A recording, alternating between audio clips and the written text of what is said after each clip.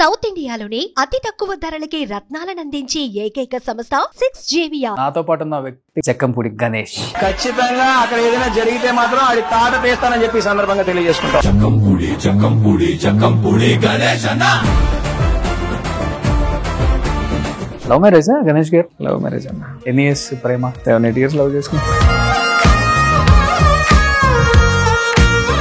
So మిమ్మల్ని పూర్తిగా అర్థం చేసుకున్న తర్వాతే దిగారు. ఇంకైతే తన్ను అడిగితే చెప్తా. జక్కంపూడి గణేష్ అంటే డబ్బుందన్న అహంకారం, హెడ్ వెయిట్ గణేష్ కు చాలా ఎక్కువగా ఉన్నాయి అనుకునే వాళ్ళకి ఏం చెప్తారు ఆన్సర్? మీరు చెప్పింది ఏ సందర్భం ఏంటో నాకు అన్ని గుర్తొచ్చినాయి. హలో చెప్పన్నా అన్నయ్య రాని యాదవ ఒక రౌడీ షీటర్ తో మాట్లాడుతూ ఉన్నప్పుడు నాకు అంతకన్నా గొప్పగా మాట్లాడటం రాదు. ఒకప్పుడు మీ పార్టీకి కేవలం టీడీపీ మాత్రమే శత్రువు, కానీ ఇప్పుడు దానికి 2 జెండాలు యాడ్ అయిపోయినాయి కదా. తట్టుకునే శక్తి ఉందా జగన్మోహన్ రెడ్డికి ఇప్పుడు? అసలుకి ఇండివిజువల్ గా వస్తే నిజంగా ఎవరో కూడా జగన్మోహన్ రెడ్డి ముందు తన శక్తి ముందు ఢీకొట్టేంత పరిస్థితులు ఉంటాయని నేను అనుకోవట్లా. మరి ఇదే లోకేష్ గారు సాక్షాత్ జనసేన అధ్యక్షుడే లోకేష్ నువ్వు నా తల్లిని తిట్టించావు, నిన్ను ఊరుకోను అని అన్నాడా లేదా? లోకేష్ గారికి ఇదే చెప్తున్నాను, మీరు నా తల్లిని దూషించారు. తెలుగుదేశం పార్టీని లోకేష్ గారిని క్షమించను, మర్చిపోకండి. కాపు కులం కేవలం ఆయన తిట్టారన్న ఆ కోపంతో ఈసారి ఎట్లయినా కానీ మన ఉనికి చాటుకోవాలన్న ఉద్దేశంతో ఓట్లేసారంటారా? 200%. అందులో ఎటువంటి సందేహం. పవన్ కళ్యాణ్ గారిని వ్యక్తిగతంగా దూషించడం, వారి ఇంట్లో ఆడపిల్లలను కూడా తిట్టడం డైజెస్ట్ చేసుకోలేపారు. ఎప్పుడు రియలైజ్ అయ్యారు ఇది ఓడిపోయాక? జగన్మోహన్ రెడ్డి ఒక 5-6 లీడర్ని కంట్రోల్ చేసుకోలేకపోయారా? ఒక రోజా కావచ్చు, అనిల్ యాదవ్ కావచ్చు, నాని కావచ్చు. ఒకవేళ చేసినా గానీ వీళ్ళు లెక్క చేయలేదా? భయం వేయట్లేదా? 1 by 1 అలా ఊసలు లెక్క పెడుతూ ఉన్నారు. ఇదంతా ఆటలో సహజం ఉన్నాయి. ఇంకా ఈ అధినాయకుడు కూడా ప్రిపేర్ అయ్యి ఉన్నారా? నెక్స్ట్ ఆయనే అని కూడా వస్తుంది కదా ఒక వార్త ఇప్పుడు. గణేష్ మీద గాంజాయి batch, blade batch, rowdy sheeter, భయపెడతాడు. అలాగే నా గురించి మా పార్టీ వాళ్ళే కొంచెం ప్రమోట్ చేసేటప్పటికి ఏమని పిలుస్తారు? మార్గాన్ భరత్ మీరు అన్న అంటారా, లేకపోతే పేరుతో భరత్ అంటారా? ఎట్లా మీ ఇద్దరి మధ్య ఎలా ఉంటారు అసలుకి? ఈ భరత్ అనేటటువంటి వ్యక్తి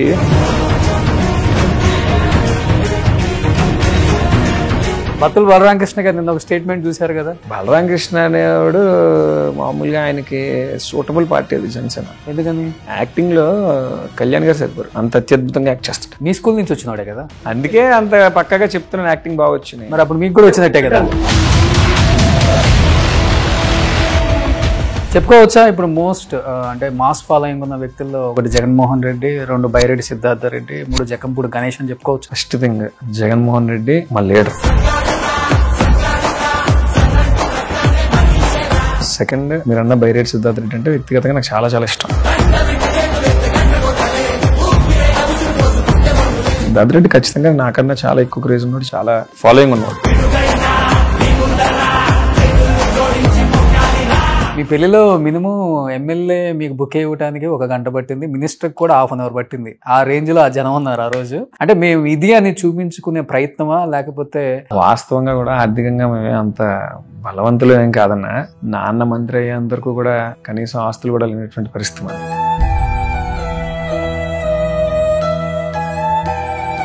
నాన్న మంత్రి అయిన తర్వాత కొన్ని అవకాశాలు కలిసి వచ్చి మంచి పొజిషన్లోకి వచ్చాం అంతే.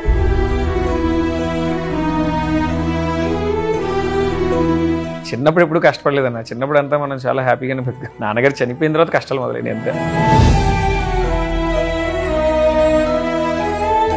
ఈ situation very bad in my life, బయట కూడా అనుకుంటున్నారు దీని గురించి అని మీ చెవుని పడి మీరు చాలా ఎనీ వన్ ఇన్సిడెంట్? జగన్ అన్న పాదయాత్ర ఏదైతే చేశాడో అందులో అంత చారిత్రాత్మకమైనటువంటి ఘట్టంలో ఆ రోజు నాన్న చేసినటువంటి పాదయాత్ర కోసం ఏమన్నా మాట్లాడతారేమో అని ఎదురు చూశాను నేను. ఎవరు రాసిచ్చారో తెలియదన్నా, వడ్డీ వీరభద్రరావు గారి కోసం రాసిచ్చారు. ఆ రోజు మాత్రం నేను చాలా బాధపడ్డాను.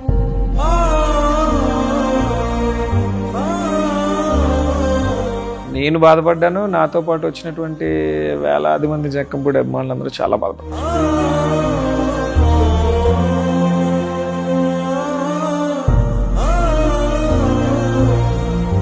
Hi hello welcome to Suman TV. నేను మీ రోషన్. సో ప్రస్తుతం నాతో పాటు ఉన్న వ్యక్తి గురించి చెప్పాలి అంటే ఆంధ్రప్రదేశ్ రాష్ట్ర రాజకీయాలలో కీలకమైన పదవులు పోషించినప్పటికీ కూడా ఇద్దరు పేర్లు అయితే గట్టిగా వినిపించాయి. సెల్ ఫోన్ ఉన్న ప్రతి వ్యక్తికి కూడా చాలా దగ్గర పరిచయం ఉన్న వ్యక్తులు అనమాట. ఒకటి బైరెడ్డి సిద్ధార్థ రెడ్డి, ఇంకొకటి జక్కంపూడి గణేష్. సో ప్రజెంట్ నాతో పాటు ఉన్నారు జక్కంపూడి గణేష్ గారు. సో గణేష్ గారు నమస్తే. ఆంధ్రప్రదేశ్లో కీలకంగా ఇద్దరు పేర్లు వినిపించాయి అన్న. ఒకటి బైరెడ్డి సిద్ధార్థ రెడ్డి, ఇంకొకటి జక్కంపూడి గణేష్. ఈ మధ్య ఇంకా బాగా వైరల్ అవుతున్నారు ఇన్ ద సెన్స్ ఏదో చేయాలని తపనైతే కనిపిస్తుంది డెఫినెట్గా. సో ఫైర్ అయితే ఉంది. నెక్స్ట్ ఎలక్షన్స్లో గట్టిగా కొట్టబోతాడేమో, కొట్టే అవకాశం కూడా ఉందేమో అనే మాటలు పూర్తిగా వినిపించాయి. సో ఓవరాల్గా చూస్తే ఏమనిపిస్తుంది? ఆల్మోస్ట్ 11 సీట్లకు పరిమితమైన వైసీపీని గడ్డు కాలంలో నుంచి ఇప్పుడు బయట పడేయాలి అంటే అది కేవలం యువత వల్లే అవుతుంది. యువతకి నేను అండగా ఉంటాను, యువతే ఈ పార్టీని ముందుకు తీసుకెళ్లాలనే ఒక ఇది కూడా మొన్న జగన్ గారు క్లియర్గా మాట్లాడారు మొన్న ఒక మీటింగ్లో కూడా. సో ఏంటి ఇప్పుడు ఏం ప్లాన్స్ చేస్తున్నారు ఏంటి అసలుకి? ఖచ్చితంగా గతంలో జరిగినటువంటి చిన్న చిన్న తప్పిదాల వల్ల మాత్రమే మేము అధికారం కోల్పోవడం జరిగింది. కానీ జగన్మోహన్ రెడ్డి గారి పరిపాలన మీద కానీ, జగన్మోహన్ రెడ్డి గారి మీద ఉన్నటువంటి ఒక నమ్మకం కానీ ప్రజల్లో ఏమీ సన్నగలలేదన్న చాలా సందర్భాల్లో చెప్పడం జరిగింది. ప్రజలు కొంచెం ఎమోషనల్గా వెళ్ళారు. ఎమోషనల్ అంటే దేని పరంగా? మాట్లాడినటువంటి మాటలు కొంతమందికి నచ్చలా. ఓకే. చేసినటువంటి అవమానాలని చాలా మనసు లోతులోకి తీసుకుని వెళ్ళిపోయారు. అదేవిధంగా అందరికీ తెలిసినటువంటి విషయమే, తెలుగుదేశం పార్టీ ఏదైనా ప్రజలలో ఒక అబద్ధాన్ని కూడా నిజం కింద సృష్టించగలరు, వాళ్ళు అలా ప్రచారం చేయగలరు. మొన్న జరిగినటువంటి ఎన్నికల్లో ఇవన్నీ కూడా కలిసి వచ్చి తెలుగుదేశం పార్టీ కూటమి మళ్ళీ అధికారంలోకి రావడానికి బాగా అవకాశాలు చూపించినాయని నేను అనుకుంటున్నాను. జక్కంపూడి గణేష్ అంటే ఉభయ గోదావరి జిల్లాలలో పరిచయం అక్కర్లేని పేరు. గడప గడపను తట్టినా కానీ గణేష్ నామస్వరం ఉంటుంది, డెఫినెట్గా ఉంటుంది. బట్ కొంతమంది మీరు తెలియని వాళ్ళు, లేకపోతే మీ గురించి మీ ఫ్యామిలీ గురించి తెలియని వాళ్ళు, ఇప్పుడు డిజిటల్ ప్రపంచం చాలా ఉధృతంగా వచ్చేసింది కాబట్టి చూసిన ప్రతి వాళ్ళు అనుకుంటారు సో రాజకీయ చరిత్ర ఉన్న ఒక కుటుంబం, డబ్బుందన్న అహంకారం, హెడ్ వెయిట్ గణేష్కు చాలా ఎక్కువగా ఉన్నాయి అనుకునే వాళ్ళకి ఏం చెప్తారు ఆన్సర్? ఫస్ట్ ఆన్సర్ అక్కర్లేదు, ఉభయ గోదావరి జిల్లాలకు అందరికీ తెలుసు కాబట్టి. మీరు అన్నట్టుగా మొదటి దానికి సమాధానం చెప్పనవసరం నిజంగా కూడా లేదు. ఎందుకంటే జక్కంపూడి రామ్మోహన్ రావు గారి కొడుకుగా నాకు ఒక గుర్తింపు ఉంటుంది ఖచ్చితంగా. ఇంకా మీరు అన్నట్టుగా హెడ్ వెయిట్ ఇవన్నీ కూడా నేనైతే వినలేదన్నా. మరి ఏదైనా సమస్య వచ్చినప్పుడైతే మాత్రం ఖచ్చితంగా మనం ఒకరి తరపున నిలబడే సందర్భంలో కొంచెం మనం దూకుడు ప్రదర్శిస్తాం. అక్కడ అవసరాన్ని బట్టి మనం ఇంకొంచెం స్పీడ్ని పెంచి గట్టిగా నిలబడటము, గట్టిగా ఇంకా అవతలవాడు కూడా గొడవకి వస్తున్నప్పుడు మనం ఏదో పౌరాలు పట్టుకొని తిరగలేం కదా, మనం కూడా అదే స్టైల్లో ముందుకు వెళ్తాం. ఓకే. అలాగా కొంచెం మందికి నచ్చుతాం, కొంతమందికి నచ్చాం. ఆబ్వియస్గా ఆ నచ్చిన వాళ్ళు మనం చేసేటటువంటి చెడు ప్రచారాల్లో అదేమన్నా ఒక భాగం అయి ఉండొచ్చు అంతే. ఓకే. ఒక భాగం అంటే కొన్ని ఫోన్ కాల్స్ మీరు మాట్లాడినవి మీకు తెలుసు.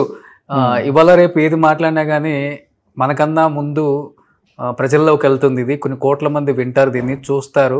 మన వ్యక్తిగత జీవితం, మన క్యారెక్టర్ని కూడా వాళ్ళు అన్ని క్యాలిక్యులేట్ చేస్తారని తెలిసి మాట్లాడతారా, లేకపోతే ఏదైతే ఏదైందిలే చివరికి చూసుకుందాం అన్న? ఒక చదువుకున్నటువంటి వ్యక్తితో మాట్లాడేటప్పుడు ఆ విధంగా మాట్లాడతాం. పెద్ద మనుషులతో మాట్లాడుతున్నప్పుడు మర్యాద ఇచ్చి మాట్లాడతాం. ఓకే. ఒక రౌడీ షీటర్తో మాట్లాడుతూ ఉన్నప్పుడు నాకు అంతకన్నా గొప్పగా మాట్లాడటం రాదన్న. మీరు చెప్పింది ఏ సందర్భం ఏంటో నాకు అన్నీ గుర్తొచ్చినాయి. ఓకే. మా పార్టీ కాదు, ఏదో పార్టీ నుంచి వచ్చాడు, తన బతుకు తెరుగు కోసం మా పార్టీలో ఏదో వాడుతున్నాడు, తనని ఎంకరేజ్ చేస్తున్నటువంటి కొన్ని శక్తులు నాకు నచ్చక ఆ విధంగా మాట్లాడటం జరిగింది. రియలైజ్ అవుతారండి ఏదన్నా మాట్లాడిన తర్వాత? ఎందుకంటే కోపం ఎక్కువ ఉన్న వాళ్ళకి ప్రేమ కూడా ఎక్కువే ఉంటుంది ఎక్కడైనా కానీ, దానికి తావు ఉండదు. అది చూస్తూనే ఉన్నాం ఇప్పుడు రాజకీయాలలో. సర్వసహజం అన్న, ఏదైనా ఎక్స్పీరియన్స్ నేర్పిస్తుంది. ఒక్కొక్కసారి తొందరపాటులో తప్పులు చేయడానికి ఆస్కారం లేకుండా పోదు. ఓకే. నేను మామూలు మనిషినే, తప్పులు చేయొచ్చు, ఒప్పులు చేయొచ్చు, కానీ నాకు తెలిసి ఉండగా నా మనసు ఏం చెప్తే అట్టే వెళ్తా. ఖచ్చితంగా నాకు ఇది న్యాయం అనిపించిన వైపు మాత్రం గట్టిగా నిలబడటానికి ప్రయత్నిస్తా. ఓకే. మీరు అన్నట్టుగా నాకున్న మైనస్లో ఫస్ట్ మైనస్ ఏంటంటే, నేను అదే చాలాసార్లు గమనించింది, శత్రువు మీద కూడా కోపం చాలా త్వరగా తగ్గిపోతుంటుంది. ఓకే. ఆడు ఆ రోజే శత్రువులా కనపడతాడు నాకు. తర్వాత నాకు ఆ మనిషి మీద పెద్దగా ధ్యాస ఎక్కువ ఉండదు. కానీ ఆ కోపం వచ్చిన టైంలో ఏదో ఒకటి చేసేయాలన్న ఆలోచన అయితే వస్తుందా? ఏదో ఒకటి చేయాలంటే ఏముంటుంది అన్న, పాయింట్ వైజే మాట్లాడతాం అంతే. తను చేసే విధానం బట్టి మనం చేస్తాం. వాళ్ళు అండి అంటే మనం అండి అంటాం, వాళ్ళు ఒరే అంటే మనం ఒరే అనాలి కదా, తప్పదు. మరి ఏం చేస్తాం? ఓకే. కర్రే సమాధానం. వాళ్ళు మన మీద కత్తులు పట్టుకుని వస్తుంటే మనం కానీ ప్రపంచ శాంతిని కోరుకుంటూ అటు ఇటు 2 పౌరాలు పట్టుకుని తిరగలేం కదా. ఇది అంతే. ఎక్కడ నేర్చుకున్నారు ఈ రాజకీయం? అంటే ఒకప్పుడు మీ నాన్నగారు ఉన్న టైంలో, జగన్మోహన్ రామ్మోహన్ గారు ఉన్న టైంలో రాజకీయాలు ఎలా ఉండేయంటే, శత్రువులు అంటే అధికార పక్షం ప్రతిపక్షం ఇద్దరు కూడా చాలా ఫ్రెండ్లీగా ఉంటారు. అసెంబ్లీలో కావచ్చు, బయట కావచ్చు, వాళ్ళ ఫంక్షన్స్కి వీళ్ళు వెళ్తారు, వీళ్ళ ఫంక్షన్స్కి వాళ్ళు వస్తారు. పిల్లల మధ్య కూడా మంచి రిలేషన్ ఉండేది.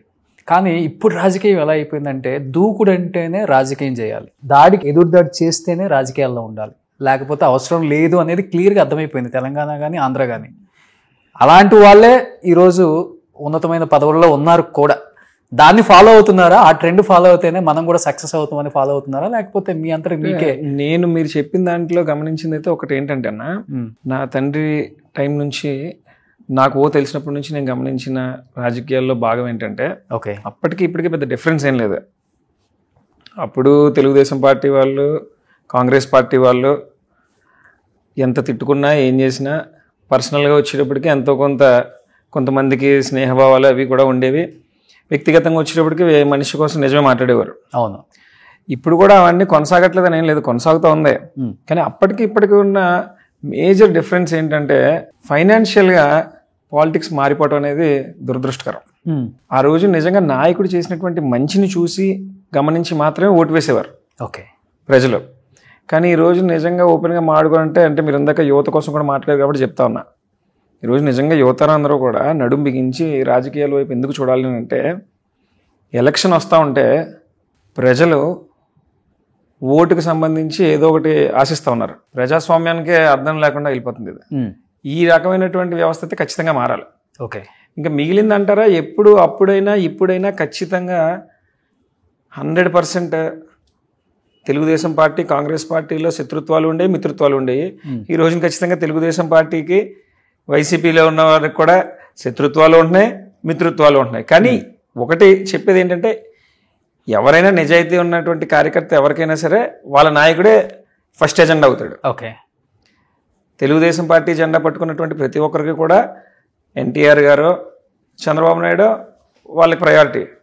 అలాగే కాంగ్రెస్ పార్టీ జెండా పట్టుకుని ఇప్పుడు వైసీపీ జెండా పట్టుకున్న వాళ్ళు ఎవరైనా సరే మాకు రాజశేఖర రెడ్డి గారు, జగన్మోహన్ రెడ్డి గారు. ఓకే, అంతే కదా. సో ఒకప్పుడు మీ పార్టీకి కేవలం టీడీపీ మాత్రమే శత్రువు, కానీ ఇప్పుడు దానికి 2 జెండాలు యాడ్ అయిపోయినాయి కదా, జనసేన బీజేపీ కూడా. సో ముగ్గురు తట్టుకునే శక్తి ఉందా జగన్మోహన్ రెడ్డికి? ఇప్పుడు అసలుకి భయపడుతున్నారా? అసలు ఏంటి? ప్రత్యేకమైనటువంటి ఆంధ్ర రాష్ట్రంలో కుల సమీకరణలే మేజర్గా మారిపోయిందన్న. ఇందులో భాగంగానే తెలుగుదేశం పార్టీకి సంబంధించినటువంటి ఓట్ బ్యాంకు, దానికి జనసేనకు సంబంధించినటువంటి కాపు ఓట్ బ్యాంకు, అలాగే ఎప్పుడైతే బీజేపీ కూడా కలిసిందో ఇంకా చాలా పెద్ద కూటమిగా మారిపోయింది అది. ఓకే. ఇండివిజువల్గా వస్తే నిజంగా ఎవరో కూడా జగన్మోహన్ రెడ్డి ముందు తన శక్తి ముందు ఢీకొట్టేంత పరిస్థితులు ఉంటాయని నేను అనుకోవట్లా. ఎట్టి పరిస్థితులు ఉండదు. జగన్మోహన్ రెడ్డి బలవంతుడు కనుకనే ఇంతమంది బలవంతులు అందరూ కలిసి అతని మీదకి యుద్ధానికి వస్తున్నారు. సరే, ఏదైనప్పటికీ కూడా రాజకీయాల్లో చాలా అరుదైన మనిషి జగన్మోహన్ రెడ్డి. ఎందుకనంటే ఒక పక్కన నిజంగా అలా కలుస్తున్నారు అని అంటే ఎవరన్నా భయపడతారు. జగన్మోహన్ రెడ్డి అలా భయపడేటటువంటి మనిషి కాదు. మీరు గమనిస్తే ఇదే బీజేపీ పార్టీ, తెలుగుదేశం పార్టీ వాళ్ళు 2019 ఎన్నికల్లో వ్యక్తిగత దూషణలు ఎన్ని విధాలుగా చేశారో మీరు చూశారు. అదేవిధంగా లోకేష్ గారు ఈ రోజున ఏమంటా ఉన్నాడు, రెడ్ బుక్ అని చెప్పేసి పేర్లు రాసామని చెప్పి ఒకరి తర్వాత ఒకరి మీద కక్ష సాధింపు చర్యలు చేస్తూ ఉన్నాడు. మరి ఇదే లోకేష్ గారు 2019 ఎన్నికల ముందు ఇదే బీజేపీ వాళ్ళని తిట్టలేదా, జనసేన పార్టీ వాళ్ళని తిట్టలేదా? సాక్షాత్తు జనసేన అధ్యక్షుడే లోకేష్ నువ్వు నా తల్లిని తిట్టించావు, నిన్ను ఊరుకోను అని అన్నాడా లేదా? అంత పర్సనల్ గా తిట్టుకొని తర్వాత మళ్ళీ 2024 ఎన్నికలకు వచ్చేటప్పటికి కేవలం జగన్మోహన్ రెడ్డి మీద ఉన్నటువంటి భయంతో వారందరూ కలవడం జరిగింది.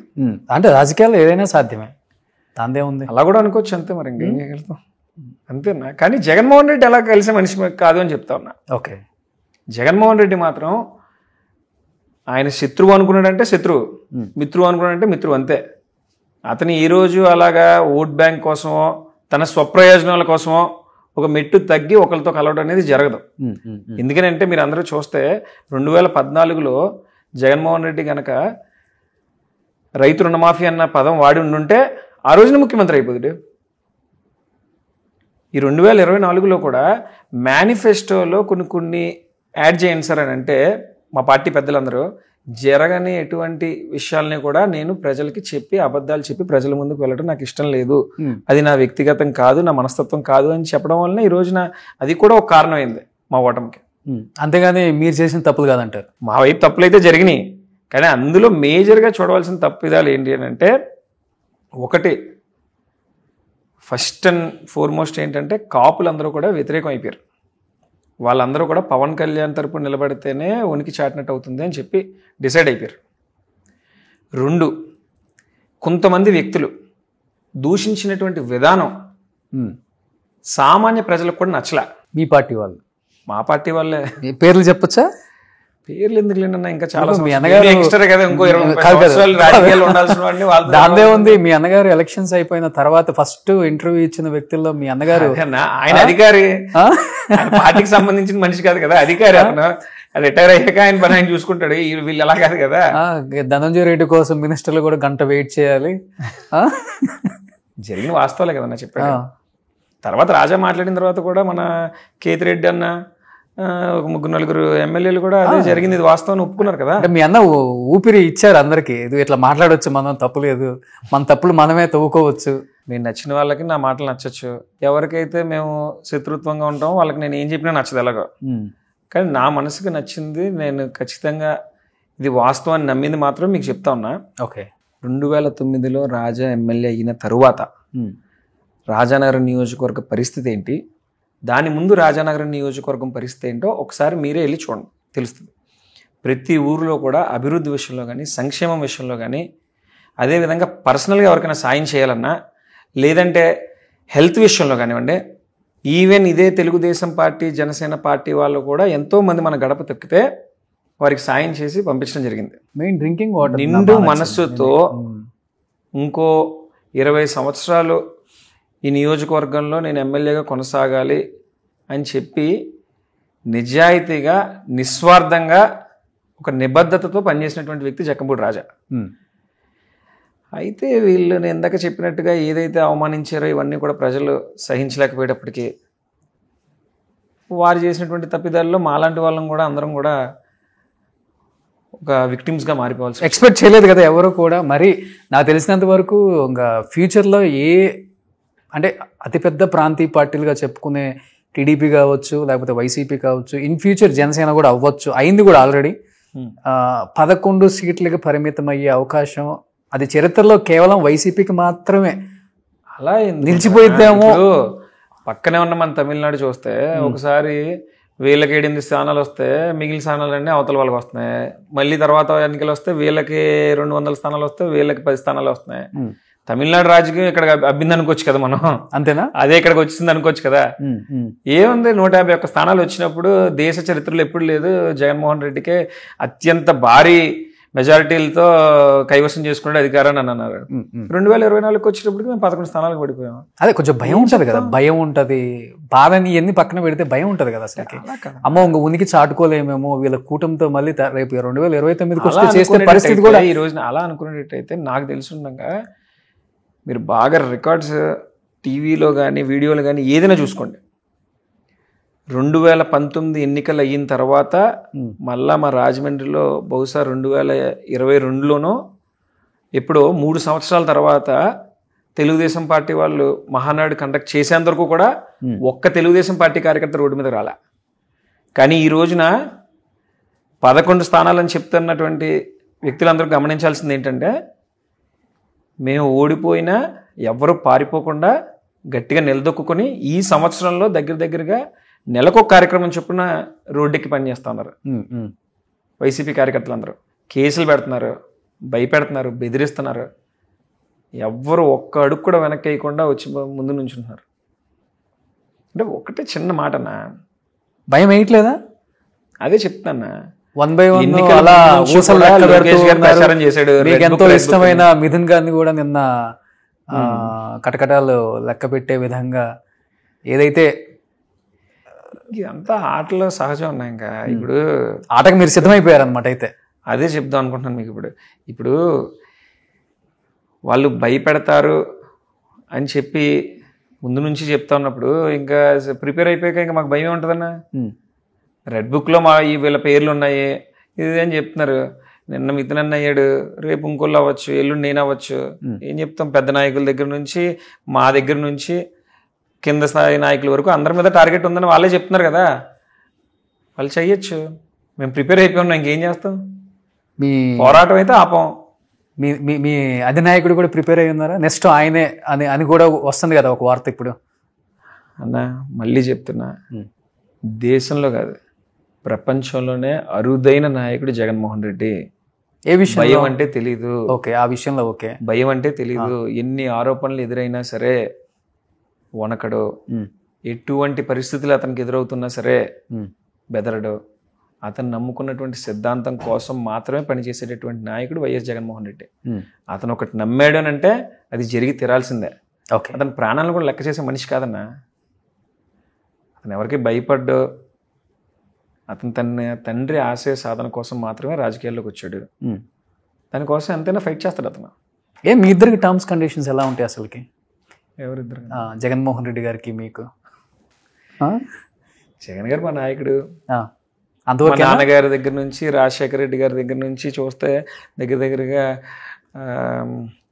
30-40 సంవత్సరాలు నా తండ్రి రాజశేఖర రెడ్డి గారితో పాటు తిరిగారు.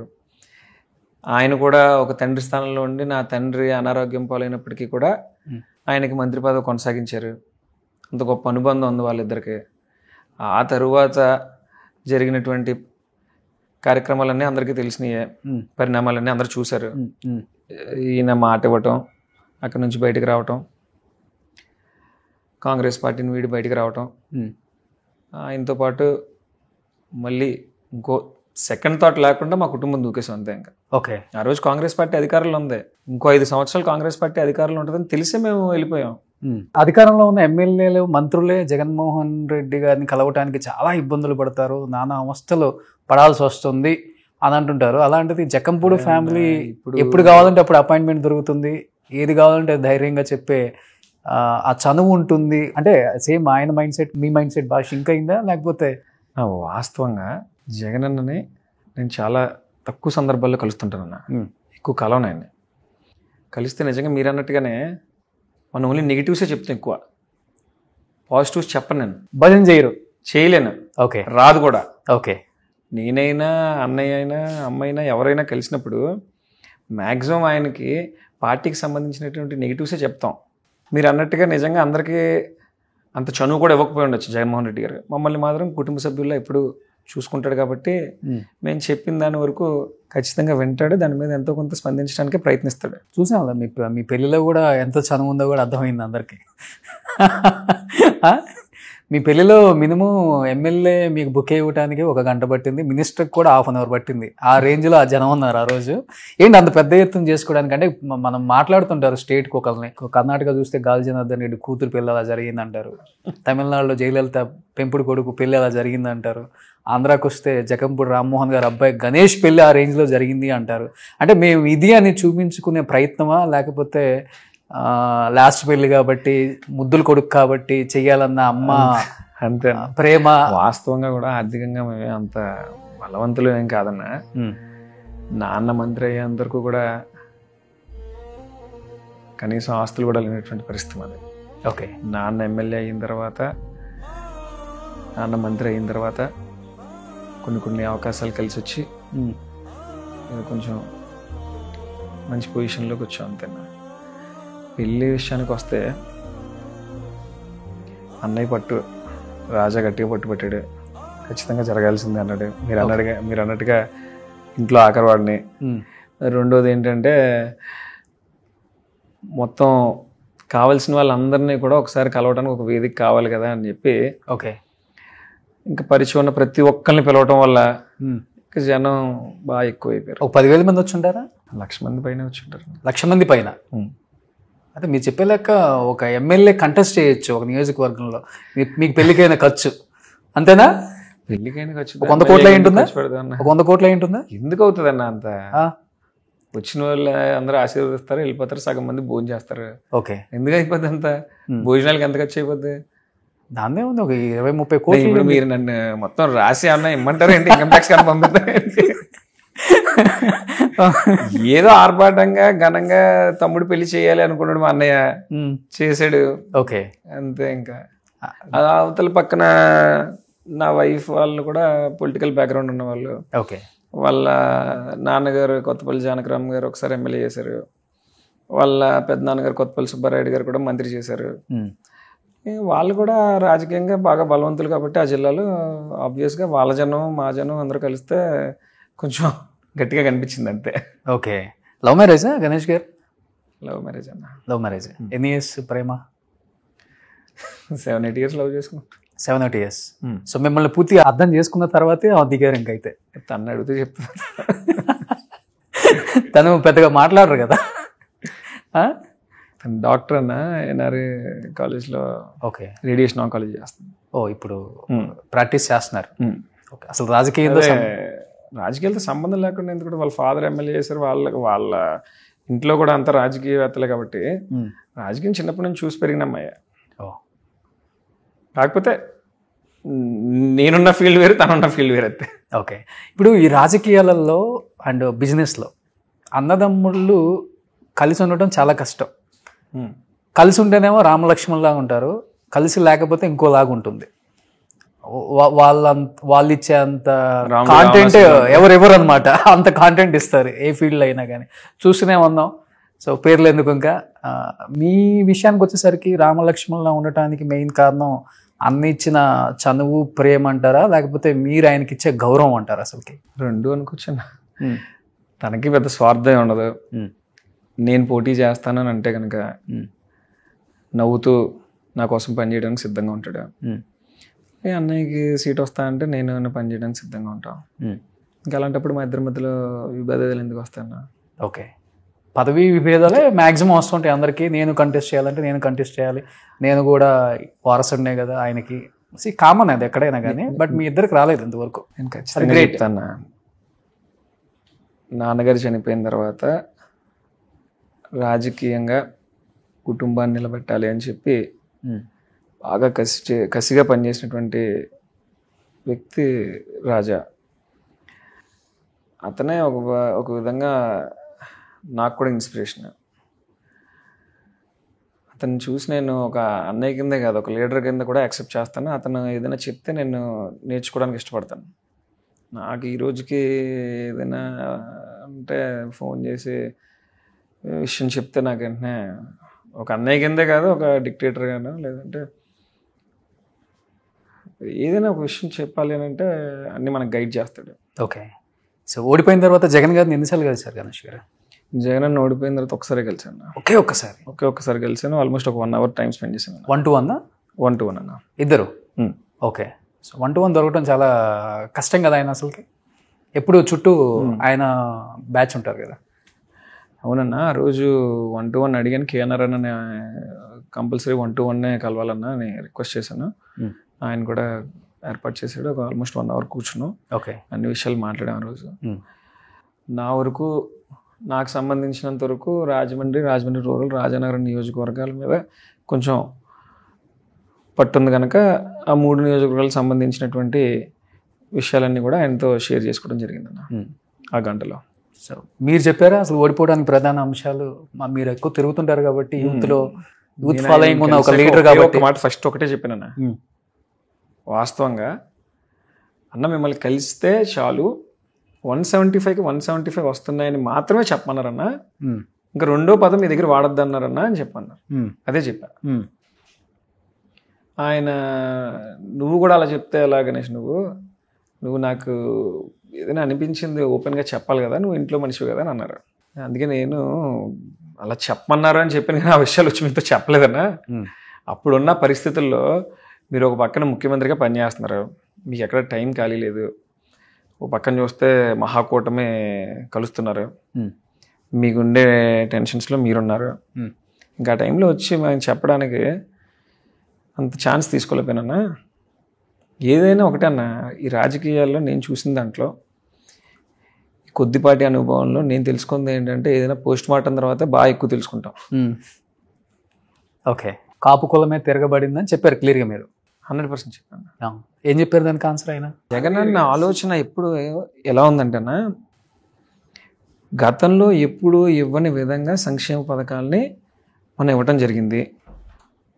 డైరెక్ట్గా నేరుగా ఎటువంటి మధ్యతత్వం లేకుండా జనాలకి డబ్బు అందే విధంగా ఒక సిస్టమ్ తీసుకొచ్చాం. ఇంకా అలాంటప్పుడు ప్రజలు నన్ను నమ్మక ఇంకెవరు నమ్ముతారు అన్న ఆలోచనలో ఉన్నాడు. ఓకే.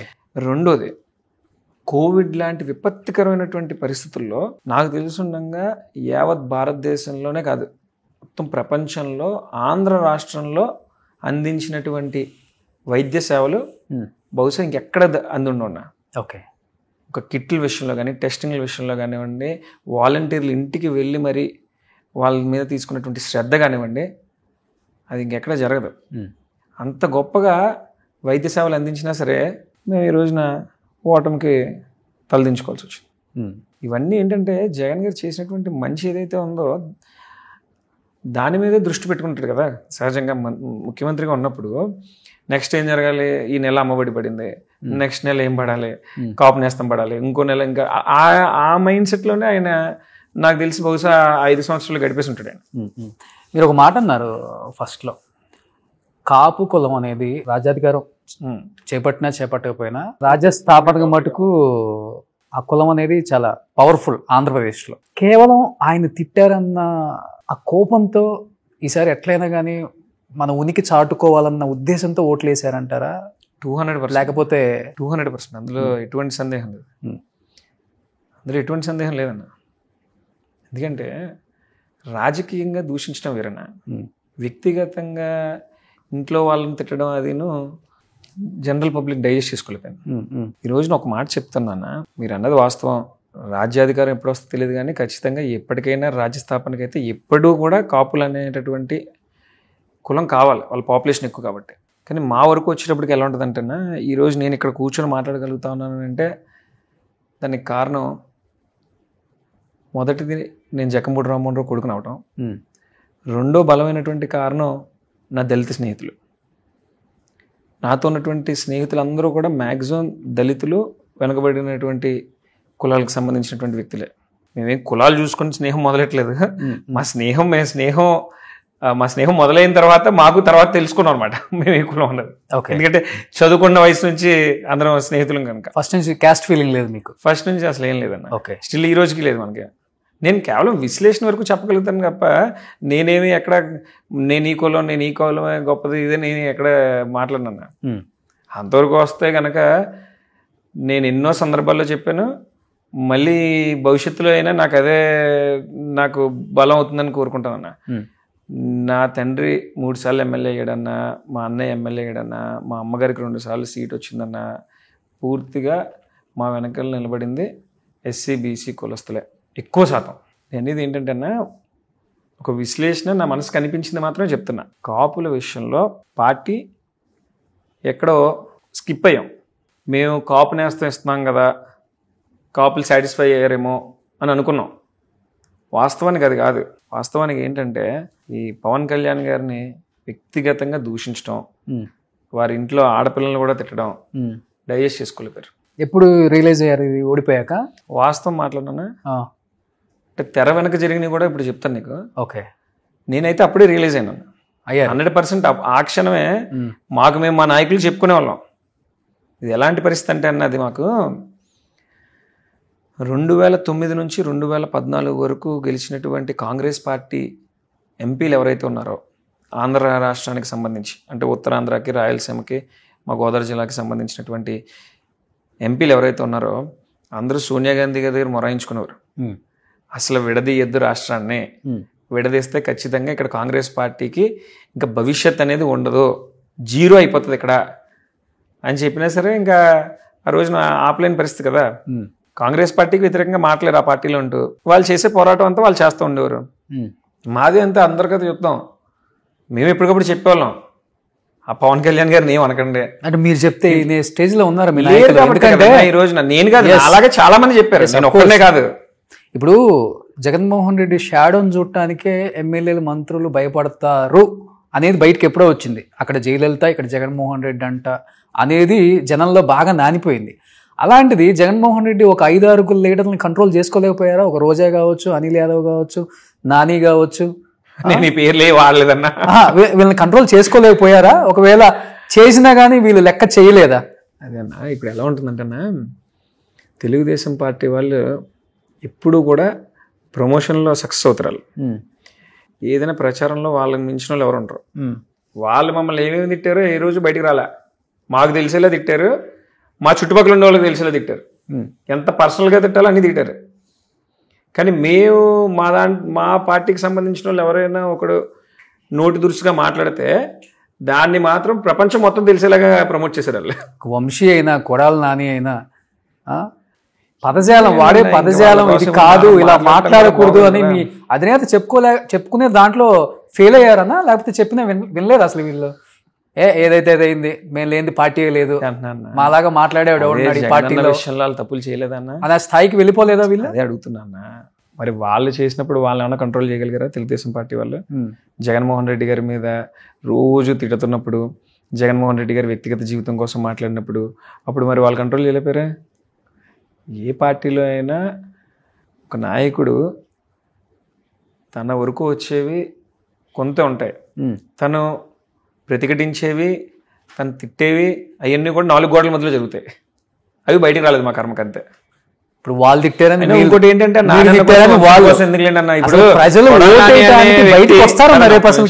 బయటకు వస్తారా? ఎవరు ఇప్పుడు వాళ్ళు తిట్టారని మీరు తిట్టారని వాళ్ళు, కేసులు, అరెస్టులు, క్యాడర్ని ఇబ్బంది పెట్టడం, కార్యకర్తలను ఇబ్బంది పెట్టడం, రేపు అసలు జనం బయటకు వచ్చి ఓటేసే అవకాశం ఉందా? లేకపోతే మన ఈ కేజ్రీవాల్ లాగా ఇంకొక వ్యక్తి ఎవరైనా రావాలా ఆంధ్రప్రదేశ్? మంచి క్వశ్చన్ అడిగారు. ఇందులోనే విషయం ఏంటంటేనా, మీ అమ్మగారు కూడా ఒక మాట స్టేట్మెంట్ ఇచ్చారు, స్టార్ట్ అయినట్టుగా రెడ్ బుక్ రాశారు, మేము బుక్ రాస్తే మీరు రోడ్ల మీద కూడా తిరగలేదని విజయలక్ష్మి గారు కూడా మాట్లాడారు. అదన్నా ఇప్పుడు భయం వేస్తుంది ఆంధ్రప్రదేశ్. వయసు 69 సంవత్సరాలు. ఆవిడ సుదీర్ఘ రాజకీయ జీవితం అంతా కూడా వైఎస్ కుటుంబంతోనే నడిచింది. ఆవిడ ఎప్పుడు కూడా ఒకటే చెప్తుంది, నాకు రాజా కన్నా గణేష్ కన్నా కూడా జగన్మోహన్ రెడ్డి ఎక్కువ అని చెప్పి. ఆయన మీద ఉన్నటువంటి పిచ్చి ప్రేమతో ఈ వయసులో కూడా నడవలేకపోయినా సరే బయటకు వచ్చి తిరుగుతోంది. అంత కసి ఆవిడకి రావడానికి గల కారణం ఏంటి అంటే బయట జరుగుతున్నటువంటి పరిస్థితులు. రోజుకొకరి మీద దాడి, రోజుకొకరి మీద కేసులు. ఎన్ని రోజులను పడతాం? ఎక్కడో చోట ఫుల్ స్టాప్ ఉండాలి కదా. ఈరోజు నేను ప్రిపేర్ అయిపోయి ఉన్నాను, ఏదో రోజు ఖచ్చితంగా మన మీద కూడా కేసు కడతారు, ఏదో ఒకటి తప్పుడు కేసు బనాయిస్తారో లేకపోతే దాడులు చేస్తారో, దేనికైనా సిద్ధం. నేననే కాదు, యావత్ వైసీపీ కార్యకర్త నాయకుడు అనే ప్రతి ఒక్కడు కూడా ప్రిపేర్ అయిపోయి ఉన్నాడు. ఇందాక మీరు అన్నట్టుగా కొడాలి నానన్న మాట్లాడినా, వంశన్న మాట్లాడినా ఒక మాట చెప్తున్నానా, కొడాలి నాని అన్నోడికి రాజకీయం ఏం తెలియకుండానే 4 సార్లు ఎమ్మెల్యే అయిపోయాడు ఏంటన్నా అక్కడ. పార్టీ నాకు తెలిసి బహుశా నానన్న మొన్నే అధికారం అనుభవించుంటాడు, దానికన్నా ముందంతా కూడా ప్రతిపక్షంలోనే కదా పనిచేశాడు. ఉన్నారు, మీరు అన్నారు కదా ఒక మాట, ప్రతిపక్షంలో కూడా గెలుస్తున్నాడంటే అతని పనితీరుని ప్రజలు నచ్చితేనే కదా ఓటేస్తారు. ఈసారి పనితీరు చూడలేదు, మాట తీరు చూశారు జనం. మాట తీరు చూసారు అంతేనా. సో మీరు నోరు జాగ్రత్తగా పెట్టుకోకపోతే మీకు కూడా ఇదే జరుగుతుంది రేపు ఖచ్చితంగా అనేది. వాళ్ళకైనా మాకైనా ఎవ్వరూ అతిథులు కదన్నా, అందరూ సమానమే. ఒకటైతే ఖచ్చితంగా చెప్తున్నా, 2019 ఎన్నికలకి మాత్రం వైఎస్ జగన్మోహన్ రెడ్డి గారి మెంటాలిటీ ఎలా ఉందంటే, నేను సీఎం అయ్యి ప్రజలకు చూపించాలి, ఓకే ఈ ప్రతిపక్షాలకు చూపించాలి అన్న ఒకే ఒక్క ఎజెండాతో పనిచేశాడు. ఆ రోజు అతను ముఖ్యమంత్రి కావడం కోసం మాత్రమే అతను కష్టపడ్డాడు. ఓకే. కానీ ఇప్పుడు రోజున ఏంటంటే, అతను నమ్ముకున్న వాళ్ళు ఎవరైతే ఉన్నారో వాళ్ళకి జరిగినటువంటి అవమానానికి సమాధానం చెప్పాలి అని అంటే మళ్ళీ ముఖ్యమంత్రి అవ్వాలి అని పెట్టుకున్నాడు. ఈసారి మాత్రం కేవలం తనకు నమ్ముకున్నటువంటి కార్యకర్తల కోసం, తన మనుషుల కోసం మాత్రం ముఖ్యమంత్రి అవ్వాలని చెప్పి ఎదురు చూస్తున్నాడు. ఓకే, చాలా గట్టిగా ఉంటుందన్న, ఖచ్చితంగా కష్టపడతాడు. సో మొన్నటిదే కష్టం అంటే ఈసారి రెట్టించిన కష్టంతో కష్టపడతారు. మళ్ళీ పాదయాత్ర స్టార్ట్ చేస్తారా? అది ఏ రూపంలో అదే, అయినా ప్రతి- ఉంటుందన్నా. ఇంకా రూపకల్పన జరుగుతుంది. ఆయన అనౌన్స్ చేశారు కదా ఆల్రెడీ పాదయాత్ర చేస్తామని చెప్పి. ఇప్పుడు ఏదైతే మా మీద జరుగుతున్నటువంటి ఉన్నాయో ఈ లిక్కర్ కానివ్వండి, ఇంకోటి కానివ్వండి, 1,00,000 కోట్లని కానీ ఇవన్నీ కూడా గతం నుంచి జగన్మోహన్ రెడ్డి గారి మీద జరుగుతున్నటువంటి ప్రచారాలే కదా. ఇదేం కొత్తగా వచ్చినాయి కాదు కదా. 2019 ముందు కూడా 1,00,000 కోట్లు అవే చెప్పేవారు జగన్ గారి కోసం.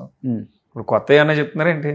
వాటికి ప్రజలు ఏం పట్టించుకునే పరిస్థితులు ఏం లేరులేదన్న. జకంపూడి రాజా, జకంపూడి గణేష్ త్వరలో జనసేన పార్టీలో చేరబోతున్నారు పవన్ కళ్యాణ్ గారి సమక్షంలో ఇంకా వీటి కోసం అనేది ఏదో 100 అనేది మీ చెప్పేసాను మీ నేను. అధినాయకుడికి తెలిసి ఎవరైనా రకరకాల మనుషులు రకరకాలుగా చెప్తూ ఉంటారు కాబట్టి ఆ న్యూస్ తెలియగానే ఒక ప్రెస్ మీట్ పెట్టి కట్టె కాలేదాకా వైసీపీలోనే జగన్తోనే మా ప్రయాణం అని హడావుడిగా చెప్పాల్సి వచ్చింది కదా మీరు కూడా. చెప్పాల్సి వచ్చిందంటే వచ్చిందన్న మరి ఏం చేస్తాం. అంటే ఇప్పుడు ఎంత ఇష్టం ఉన్నా సరే కుటుంబ సభ్యుల మీద అయినా సరే ఒక్కొక్కసారి మనం చెప్తేనే కదా తెలుస్తుంది. ఆ రోజు ఆ సందర్భం ఎందుకు వచ్చిందంటే పంత నానాజీ గారు అని చెప్పి కాకినాడ రూరల్ ఎమ్మెల్యే ఇప్పుడు ఆయన. అవును, యాక్చువల్గా వ్యక్తిగతంగా ఆయనకి మాకు చాలా మంచి అనుబంధం ఉంది. నా చిన్నప్పుడు ఎప్పుడు విజేంద్ర వర్మ అని ఆయన సినిమా తీస్తే బాలకృష్ణ గారిది సినిమా షూటింగ్ టైంలో కూడా మమ్మల్ని తీసుకెళ్ళాడు ఆయన. అంత క్లోజ్గా ఉండేవాళ్ళం ఫ్యామిలీ పరంగా. ఓకే. ఆయన మొన్న మా మీద లేనిపోని ఏంటంటే అన్నయ్యని ఏదో పార్టీలోకి వస్తానని నన్ను బతిమాలాడు ఇది అని చెప్పాడు. ఓకే. ఆ మాటకి చెప్పి మేము ఏ పార్టీలోకి వస్తామని ఇక్కడ ఎవరిని బతిమాలలేదని చెప్పడం కోసం చెప్పాను అంతే. సో పార్టీ మారే అవకాశం లేదు అసలు. ఇప్పుడు అవసరం అయితే రాజకీయాలు వదిలేస్తాం తప్ప ఒక జెండాని పట్టుకున్నాం అంటే ఆ జెండాని వదలటం అనేది ఇప్పుడు చేయమన్నాను. ఓకే. అమ్మ నేర్పించిన అమ్మ నేర్పించిన స్ఫూర్తి లేకపోతే చిన్నప్పటి నుంచి కష్టాలు? చిన్నప్పుడు ఎప్పుడు కష్టపడలేదన్న. చిన్నప్పుడు అంతా మనం చాలా హ్యాపీగానే బతికాం. నాన్నగారు చనిపోయిన తర్వాత కష్టాలు మొదలైనవి అంతే. ఓకే. చిన్నప్పుడు అంతా వెరీ హ్యాపీ లైఫ్. హైదరాబాద్లోనే చదువుకునే వాళ్ళం విజ్ఞాన్లో. ఇక్కడ బ్యాచ్ మీరు ఇక్కడ వెయిట్ చేస్తుంటారంట పెద్ద పెద్ద కన్స్ట్రక్షన్ బిల్డర్స్, రియల్ ఎస్టేట్ వాళ్ళు, పెద్ద పెద్ద business man waiting for your appointment, Ganesh appointment కోసం. ఏంటి అంతలా? అదేం లేదన్న, మనకి ఎవరైనా ఇష్టం అయితే వాళ్ళతో ఉంటాం అంతే, వాళ్ళతో టైం స్పెండ్ చేస్తాం అంతే. చాలా చిన్న జీవితం లాగానే ఉంటుంది మాక్సిమం. ఫ్రెండ్షిప్ కి ప్రాణం ఇస్తారనమాట. అయితే స్నేహితులతో చాలా హ్యాపీగా ఉంటాను. ఈరోజు మామూలుగా నా తండ్రి చనిపోయిన తర్వాత కూడా నాన్నగారితో తిరిగినటువంటి చాలామంది వ్యక్తులు మాతో కలిసి రాలేదన్న. ఆ రోజు నుంచి ఈ రోజు వరకు కూడా నాతో చదువుకున్న వాళ్ళు కానివ్వండి, నాతో ఆడుకున్న వాళ్ళు కానివ్వండి, నా స్నేహితులే అన్ని రకాలుగా నాతో నిలబడ్డారు. వాళ్ళు ఈరోజు వైసీపీ కార్యకర్తలు కూడా మార్చేసాను నేను. ఓ, అటు మార్చేశారు అనమాట. అంతేనా? ఓకే. కానీ ఇంత పెద్ద కుటుంబం ఇప్పటికీ ఇంటి పేరు చెప్తేనే ఒళ్ళు గగుర్లు పడతాయి అనమాట. అలాంటి గొప్ప కుటుంబం మీది చెప్పాలంటే. అలాంటిది గణేష్ మీద గాంజాయి బ్యాచ్, బ్లేడ్ బ్యాచ్, రకరకాలుగా రౌడీ షీటర్, భయపెడతాడు, మనుషుల్ని చంపేస్తానని భయపెడతాడు, డబ్బు కోసం ఏదైనా చేస్తాడు. రాజకీయాలలో ఇలాంటి వ్యక్తి ఉండటం అవసరమా? ఎందుకు ఇలాంటి వ్యక్తిని ఎంకరేజ్ చేస్తారని మీ మీద రకరకాల న్యూస్లు వచ్చినప్పుడు ఎంత మొండోడైనా కానీ బాధేస్తుంది, ఏడుపు వస్తుంది. కుటుంబ చరిత్ర ఇది కదా, నా గురించి ఇలా మాట్లాడుతున్నారు ఏంటి అన్నప్పుడు ఎదురు దాడి ఓకే, ఇంట్లో అసలు ఎలాంటి డిస్కషన్ వస్తుంది? ఇప్పుడు నిద్రపోయేవాడిని లేపగలం కానీ నిద్రపోతున్న ట్యాక్ చేసేవాడిని ఏం లేపగలం? ఇప్పటికో 100 సార్లు చెప్పాను మనం అది కాదు అని. అసలు చెయ్యని తప్పుకి మేము కాదు అని చెప్పుకునే పరిస్థితి ఏంటో కూడా నాకు అర్థం కాలే. అది ఏంటంటే దురదృష్టవశాత్తు గణేష్ అనేవాడి కోసం తెలుగుదేశం పార్టీ మాట్లాడేది ఎన్ని రకాలుగా ఖండించచ్చు అన్న. గణేష్ అనేవాడు ఉన్నటువంటి వైసీపీ పార్టీ వాళ్ళు అలా ప్రమోట్ చేశారనుకోండి, ఎంతో కొంత నిజం ఉందేమో అని సామాన్యుడికి అనిపిస్తుంది. అవును. అలాగే నా గురించి మా పార్టీ వాళ్ళే కొంచెం ప్రమోట్ చేసేటప్పటికి కొంచెం అది బాగా హైలైట్ అయిపోయింది అంతే. అంటే ఒకటి వాస్తవం ఏంటంటే అన్న, ఎందుకు అంత వైరం మీకు? మీరేమో ఎమ్మెల్యే కాదు, ఎంపీ కాదు, ఇంకా ప్రత్యక్ష రాజకీయాల్లోకి రాలేదు అంటే భయంతోనా, లేకపోతే రాకూడదు, రానివ్వకూడదు? నా శత్రువుల్ని లేదంటే నా మీద అలా ప్రమోట్ చేసిన వాళ్ళని అడగాలి. నన్ను అడిగితే మీరు అడుగుతారు కదా, ఇప్పుడు ఆ చదువు ఉంటుంది కదా డెఫినెట్ గా. జకంపూడి రామ్మోహన్ రావు గారు ఎమ్మెల్యే అవ్వక ముందు వరకు కూడా ఇవే మాటలు. ఆయన్ని కూడా ఇలాగే దూషించేవారు, వేధించేవారు. ఆయన చెయ్యని ఒక మర్డర్ కేసులో ఇరికించారు ఆయన్ని. పేపర్ మిల్ దగ్గర ఒక మర్డర్ కేసు జరిగితే ఇరికించి ఇతను హంతకుడు అని చెప్పి రుజువు చేసే ప్రయత్నాలు అన్నీ చేశారు. అవన్నీ కూడా భవిష్యత్తు తిప్పికొట్టింది, కాలం తిప్పికొట్టింది. ఆయన ఎమ్మెల్యే చేసింది. వంగవీటి మోహన్ రంగా గారిని కూడా రకరకాలుగా అదే కదా దూషించేవారు అందరూ వారి కుటుంబాన్ని.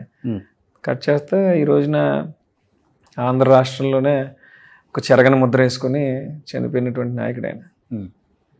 మనకే కాలం కలిసి వస్తుంది, ఖచ్చితంగా వాళ్ళందరికీ సమాధానం ఉంటుంది అన్నయ్య. ఏమని పిలుస్తారు మార్గాన్ భరత్ని? మీరు అన్న అంటారా లేకపోతే పేరుతో భరత్ అంటారా? ఎట్లా మీ ఇద్దరి మధ్య ఎలా ఉంటారు? పడితే అన్నానే అంటాను. అన్ననే అంటారు. సో ఇప్పటికి మాట్లాడుకుంటూ ఉంటారు ఫోన్లో కానీ? మాట్లాడుకున్నా, తన పని దాన్ని చూసుకుంటాడు, మన పని. ఇప్పుడు మీ అన్న కూడా అడగలేదా, ఎందుకు మా తమ్ముడి మీద అనవసరంగా లేనిపోయిన ఆరోపణలు చేస్తున్నావు, ఒకే పార్టీ అంటే మన తమ్ముళ్ళలాగా? ఏంటంటే అన్న, భరత్ అనేవాడి కోసం ప్రతి ఇంటర్వ్యూలో మాట్లాడటం కూడా సంస్కారం కాదనిపిస్తుంది నాకు కూడా. ఇంకెందుకు ఒకసారి నా మనసులో ఏంటో చెప్పేసాను చాలాసార్లు. ఇంక ఊరికే అతను మాట్లాడితే కూడా మంచిది కాదు. కాకపోతే ఒకటి, ఇంకెలాగో మీరు స్టార్ట్ చేశారు కాబట్టి చిన్న మాట చెప్పండి. ఏం కాదు, చెప్పొచ్చు. ఏంటంటే ఈ భరత్ అనేటటువంటి వ్యక్తి నేను ఎప్పుడైనా కనబడితే అన్న అని గౌరవంగా మాట్లాడతాను. అతను కూడా వాస్తవంగా కనిపించినప్పుడు గౌరవంగానే మాట్లాడతాడు.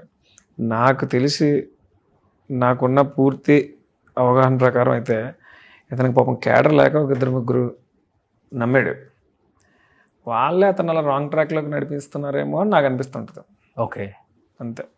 అతను యంగ్స్టరే కదా, అతనికి కూడా ఏదో నా పేరు చిరస్థాయిగా ఉండిపోవాలని చెప్పి ఒక పాకులాడతాడు కదా అతను కూడా. ఫస్ట్లో అసలు మాకు ఏం గొడవలే లేవు కదన్న. 2019 ఎలక్షన్ అందరం కలిసి చేసుకున్నాం. అంటే ఎంపీ సీట్కి కూడా మీరే ట్రై చేశారు అనే మాట వినపడింది నాకు. 2019లోనా? అదే, అవునన్నా. ఆద్యం పోసింది నేను. వాళ్ళకి మనకి ఉన్న ఒక కామన్ ఫ్రెండ్ ద్వారా వచ్చింది, దాన్ని మనం ప్రమోట్ చేసాం. తర్వాత వైసీపీ పార్టీ కూడా సర్వేలు చేసుకుని వాళ్ళకి ఇస్తే బాగుంటుందని వాళ్ళకు కూడా వచ్చింది. ఆ రోజు ఉన్నటువంటి సందర్భాల్లో ఒక బీసీకి ఇవ్వాలన్నది జగన్ గారి ఆలోచన. ఆర్థికంగా బలవంతులు, గౌడ సెట్టిపల్లి సామాజిక వర్గం కూడా బాగా స్ట్రాంగ్, వారి నుంచి ఇస్తే బాగుంటుంది కాబట్టి వాళ్ళకి ఇచ్చారు. ఓకే. కోపం ఎక్కువ, ఆవేశం ఎక్కువ కదా ఆ టైంలో అన్నదానికి. రియలైజేషన్ కూడా ఉంటుంది కాబట్టి డెఫినెట్గా అలా ఫీల్ అయిన సందర్భాలు పొలిటికల్ లైఫ్లో, పొలిటికల్ ఫ్యామిలీస్ మధ్య వచ్చిన వైరంలో కొంచెం ఆగుంటే, ఆవేశపడకుండా మాట్లాడుంటే బాగుండు, ఈ situation very bad in my life, బయట కూడా అనుకుంటున్నారు దీని గురించి అని మీ చెవిని పడి మీరు చాలా ఉంటాయన్నా డెఫినెట్. ఎనీ వన్ ఇన్సిడెంట్ ఇది జరిగి ఉండకూడదు కదా అనుకున్న సిచ్యువేషన్ అంటే ఏమని చెప్తారు? అంటే నేను మాట్లాడింది అంటారు జరిగి ఉండకూడదు కదా అనుకున్నదైతే ఒక లైఫ్లో మర్చిపోలేని సంఘటన ఒకటి ఉంది. చెప్పిన తర్వాత కూడా మళ్ళీ నాకు మా పార్టీ వాళ్ళే స్టార్ట్ చేస్తారు బూస్టింగ్. మరి అయినా తప్పదంటే చెప్పేస్తాను. చెప్పండి, ఏం కదా. గణేష్ అంటేనే ఇప్పుడంటే అన్న బాగా బాధ అనిపించింది. రాజశేఖర రెడ్డి గారి పాదయాత్ర యావత్ ఆంధ్ర రాష్ట్రంలో, అప్పుడున్నటువంటి ఉమ్మడి ఆంధ్ర రాష్ట్రంలో ఒక ఎత్తు అయితే, మా రాజమండ్రిలో జక్కంపూడి రామ్మోహన్ రావు గారు, ఉండవల్లి అరుణ్ కుమార్ గారి ఆధ్వర్యంలో జరిగింది ఒక ఎత్తు. ఓకే. ఆ రోజు రాజశేఖర రెడ్డి గారిని వీళ్ళు రిసీవ్ చేసుకున్నటువంటి విధానం కానీ, జన సమీకరణ కానీ, వీరు చూపించినటువంటి డేరింగ్, ఇవన్నీ కూడా రాజశేఖర రెడ్డి గారికి ఎంతో ఉపయోగపడాయి. రాజశేఖర రెడ్డి గారి టీంలో ఎవరినైనా చెప్తారు అన్నమాట. అందుకే రాజశేఖర రెడ్డి గారికి కూడా నాన్నగారన్నా అరుణ్ కుమార్ గారన్నా విపరీతమైన ఇష్టం. ఓకే. ఆ తరువాత జగనన్న పాదయాత్ర ఏదైతే చేశాడో అందులో ఈ రోడ్ కమ్ రైల్వే బ్రిడ్జ్ కోసం మేము చేసినటువంటి సన్నాహాలు, డెకరేషన్ కానివ్వండి, జన సమీకరణలు కానివ్వండి, మేము పడ్డ కష్టం కానివ్వండి, ఒక 4 రోజులు మాకైతే ఎవరికి నిద్ర లేదన్న. అంటే జన సమీకరణ అన్నది కొన్ని జగన్ గారిని చూసి జనం ఆటోమేటిక్గా వస్తారు, అది వేరే విషయం. మేము పడ్డ కష్టానికి ఆ రోజు 4 రోజుల నుంచి సరిగ్గా రెస్ట్ లేకపోయేటప్పటికి జగనన్న పాపం రాజాని వచ్చి నడవమని చెప్పి అడిగాడు. పక్కన రాజా అని చెప్పాడు. చెప్తే పాపం రాజా వ్యారికోస్ వెయిన్స్ ఇబ్బంది వచ్చి అతను ఇంకా లెగలేని సిచ్యువేషన్కి వెళ్ళిపోయి ఊరి దగ్గర ఆగిపోయాడు. అప్పుడు ఏమైందంటే, అంత చారిత్రాత్మకమైనటువంటి ఘట్టంలో ఆ రోజు నాన్న చేసినటువంటి పాదయాత్ర కోసం ఏమన్నా మాట్లాడతారేమో అని ఎదురు చూశాను నేను. సరే, ఎక్కడికి వెళ్ళినా సెకండ్ జనరేషన్ అంతా ఆయనతోనే ఉంటారు కాబట్టి జగన్ గారితో, మా ఒక్క కాన్స్టిట్యున్సీ కాదు ఏ కాన్స్టిట్యున్సీకి వెళ్ళినా సెకండ్ జనరేషన్ వాళ్ళతోనే ఉంటారు కాబట్టి రాజశేఖర రెడ్డి గారితో తిరిగిన ప్రతి ఒక్కరి కుటుంబ సభ్యులు, వాళ్ళ తమ్ముడో కొడుకో ఎవరో ఒకరు నెక్స్ట్ వారసత్వం కూడా ఇంత తిరుగుతారు కాబట్టి అన్ని చోట్ల అందరి నాయకుల కోసం మాట్లాడలేడు పాపం. అది నేను ఎంతో కొంత ఒప్పుకుంటాను. కానీ ఏమైందంటే, ఎవరు రాసిచ్చారో తెలియదన్నా, వడ్డీ వీరభద్రరావు గారి కోసం రాసిచ్చారు. ఆ రోజు మాత్రం నేను చాలా బాధపడ్డాను. నేను బాధపడ్డాను, నాతో పాటు వచ్చినటువంటి వేలాది మంది జక్కంపూడి అభిమానులందరూ చాలా బాధపడ్డారు.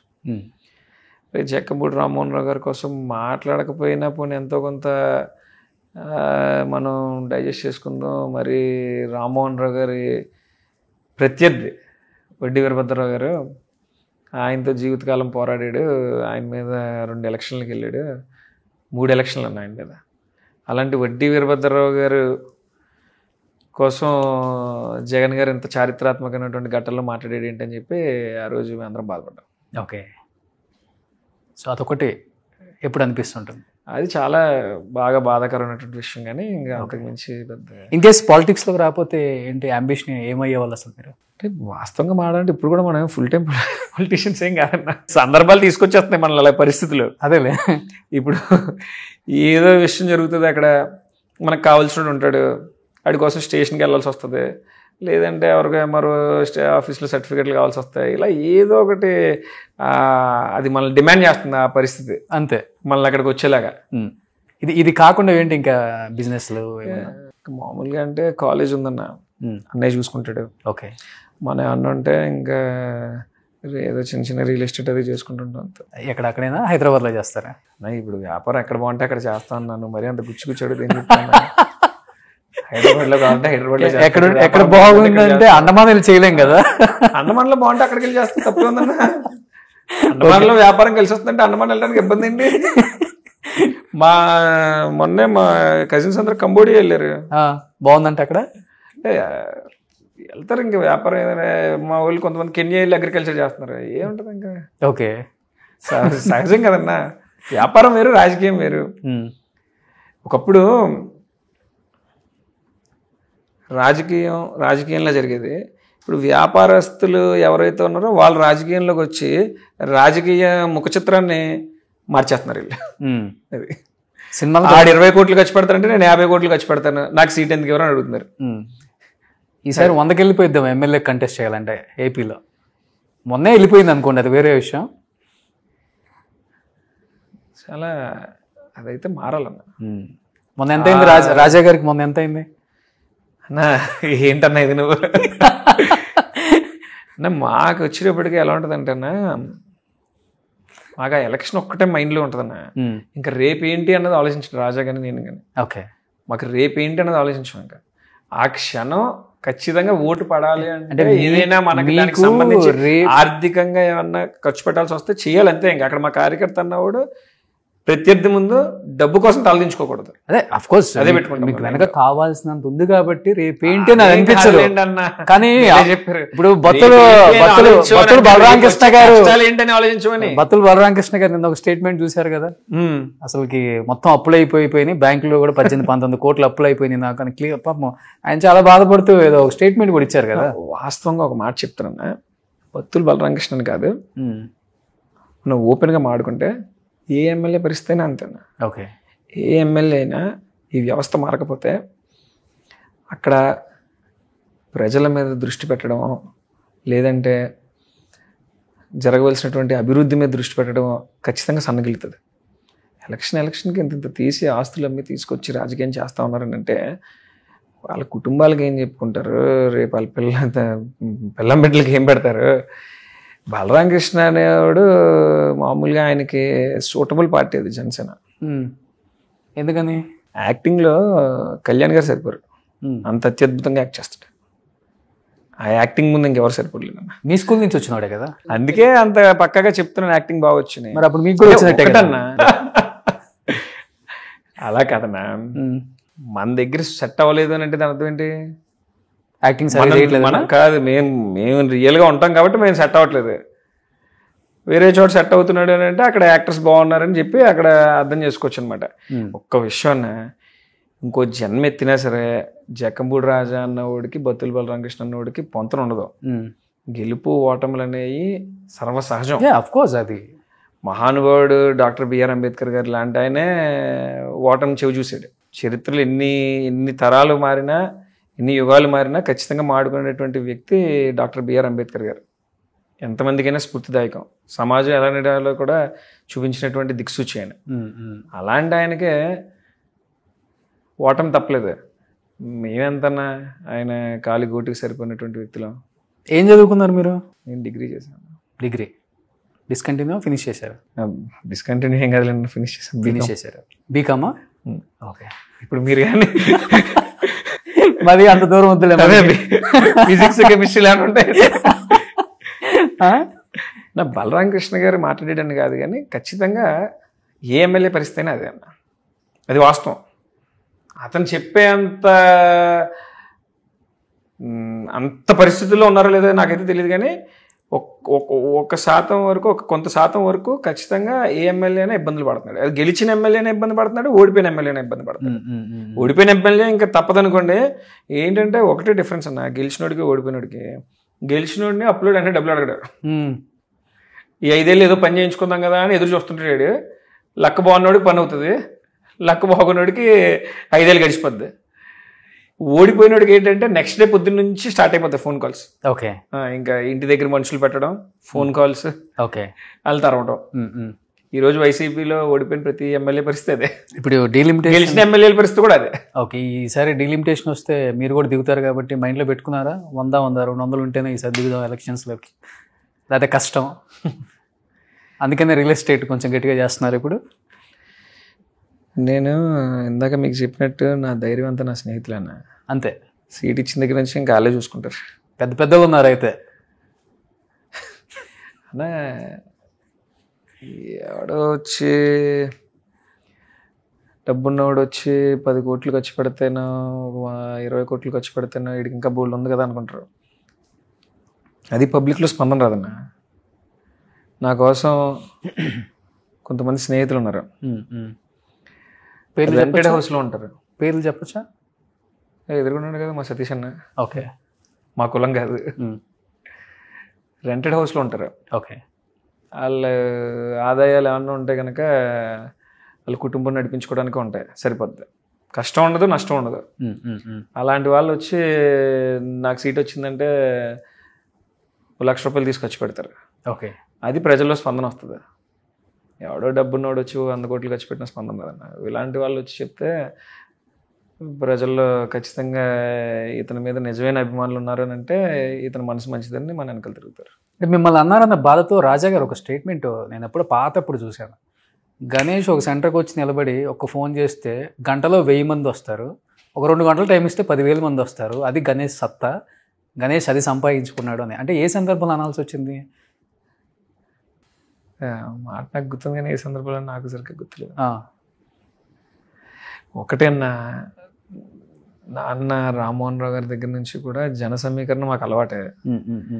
ఏ సమయంలో అయినా సరే పిలిస్తే వచ్చేటటువంటి స్నేహితులు అయితే చాలా మంది ఉన్నారు, చాలా మంది ఉన్నారు. ఇంకా అంటే ఒకరి పేరు చెప్తే ఒకరి పేరు చెప్పకపోతే కూడా బాగోదు కనుక నేను ఎక్కువ ఎవరి పేర్లు చెప్పను. చెప్పుకోవచ్చా? ఇప్పుడు మోస్ట్ అంటే మాస్ ఫాలోయింగ్ ఉన్న వ్యక్తుల్లో 1 జగన్మోహన్ రెడ్డి, 2 బైరెడ్డి సిద్ధార్థ రెడ్డి, 3 జకంపూడి గణేష్ అని చెప్పుకోవచ్చు అన్నా. ఫస్ట్ థింగ్, జగన్మోహన్ రెడ్డి మా లీడర్, ఆయనతో ఈరోజు కంపేర్ చేసుకోకూడదు. ఓకే. సెకండ్, మీరన్న బైరెడ్డి సిద్ధార్థ రెడ్డి అంటే వ్యక్తిగతంగా నాకు చాలా చాలా ఇష్టం. ఓకే. అతని మెంటాలిటీ వేరు, అతను గురించి ఇంకెలాగో మీరు అడిగారు కాబట్టి ఇంకా లాగ్ అవుతుందని చెప్తున్నాను. లాస్ట్ 5 సంవత్సరాలలో ఎదగనీ లేదు. సిద్ధార్థ రెడ్డి కోసం మీరు ఇందాంచి రియల్ ఎస్టేట్ ఇవన్నీ చెప్తున్నారు కదా. మొన్న హైదరాబాద్లో ఒక చిన్న విషయంలో మేము కలవాల్సి వచ్చింది. కలవాల్సి వస్తే అవతల వాడు ఆ సైట్కి కొన్ని కోట్ల రూపాయలు ఇచ్చి అడ్వాన్స్ మార్కెటింగ్ చేసుకుంటామని వచ్చారు. సిద్ధార్థ రెడ్డి మీద నా మీద ఉన్నటువంటి ఇష్టంతో మా రాజమండ్రి ఆయన ఇక్కడ వెంచర్ వేశాడు. మా ఇద్దరి మీద ఉన్నటువంటి ఇష్టంతో మీరు ఎటువంటి అడ్వాన్స్ ఇవ్వకుండా చేసుకోండి అని చెప్పి మీ ఇద్దరిని నేను ఎంకరేజ్ చేస్తానని చెప్పి అన్నాడు. ఓకే. సిద్ధార్థ రెడ్డి నేను వెళ్ళి సైట్ చూసాం, మార్కెటింగ్ స్టార్ట్ చేద్దామన్నా అని అడిగాను. అడిగితే ఒక రోజంతా దాని మీద మనోడు వర్కౌట్ చేసి, అన్నా మనకి తెలిసి తెలియక ఏదైనా ఇబ్బంది పడ్డామనుకో మనల్ని నమ్మి ఇచ్చినోడు ఇబ్బంది పడిపోతాడు, మనల్ని అభిమానించి ఆయన మన వల్ల ఏదైనా జరగని నష్టం అయినా జరిగితే నేను తట్టుకోలేనన్నా వదిలేద్దామని అన్నాడు. ఓకే. అసలు నిజంగా ఆ ప్లేస్లో ఎవరైనా ఉంటే వెంటనే అవకాశాన్ని వాడుకుంటారు. తను అసలు స్వార్థం లేకుండా చెప్పాడు. అది సిద్ధార్థ రెడ్డి అంటే. తన హార్ట్ వేరన్నా. అదే మనిషే వేరే ఇంకా మాట దురుసు గానీ మనిషి చాలా స్వచ్ఛమైన చాలా వ్యక్తి మంచివాడు. ఇంకా అసలు స్నేహానికి ప్రాణం పెట్టేటువంటి మనిషి. మీ ఇద్దరం సరదా కూర్చున్నప్పుడు కూడా అన్ని ఓపెన్ గా సరదాగానే మాట్లాడుకుంటాం. నెక్స్ట్ ఇద్దరు అసెంబ్లీలో అడుగు పెట్టాలి. జక్కంపూడి గణేష్ అనే నేను, బైరెడ్డి సిద్ధార్థ్ రెడ్డి అనే నేను.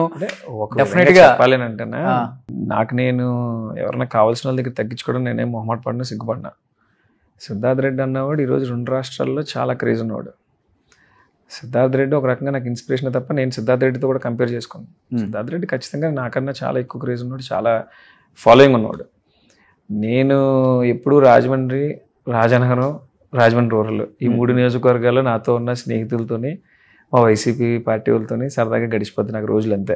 నేను ఎక్కడో చుట్టాలు వాళ్ళు ఉన్నారన్నా సరే ఎక్కడికి వెళ్ళినా, ఇక్కడ నేను చదువుకున్న స్నేహితులు చాలా మంది ఉన్నారు, వాళ్ళని కలవడం కోసం హైదరాబాద్ వస్తుంటాను అంతే. ఇంకా అసలు వేరేదంటూ ఎప్పుడు ఉండదు నాకు. పోనీ మీ పార్టీలో చాలా మంది ఒప్పుకోరు 2 రాష్ట్రాల్లో బాగా క్రేజ్ ఉంది సిద్ధార్థ్ రెడ్డికి అంటే, చాలా జెలస్ గా ఫీల్ అవుతుంటారు. ఒప్పుకోవడంలో తప్పే ఉందన్న.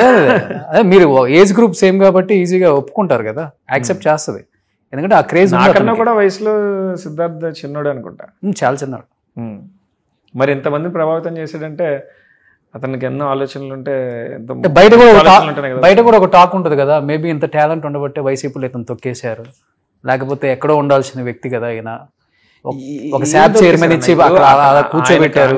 నందికొట్కూరు అది రిజర్వ్డ్.